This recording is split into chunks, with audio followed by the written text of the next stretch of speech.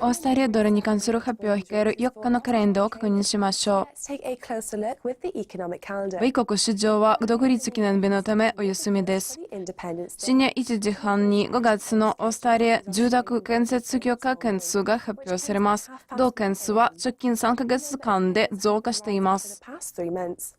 8時半に英国建設業 PMI が発表されます。5月は下落を続け、過去3年間で最低値をつけました。 Almost 3 years. 9時にユーロ圏生産者物価指数が発表されます。4月は下落し、前月の 0.3% の上昇が激化しました。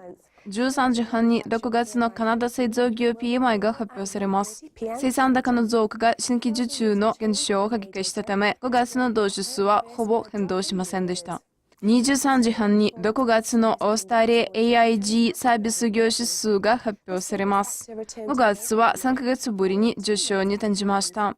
翌深夜1時半に5月のオーストラリア貿易収支が発表されます。輸出の増加及び輸入の減少のため5月の赤字は縮小しています。同時刻に5月のオーストラリア小売売上高が発表されます。4月は上昇を続けましたが、前月の 0.4% の上昇からは減速しています。翌深夜1時45分に6月の中国サービス業 PMI が発表されます。5月は下落を続けましたが、まだ50のラインを上回っています。Closely watch. 翌深夜4時半にオーストラリア準備銀行政策金利が発表されます。前回の会合では政策金利が変動しませんでした。 This was the economic. 7月4日月曜の経済指標発表カレンダーは以上です。火曜のリリースをまた確認しましょう。Goodbye.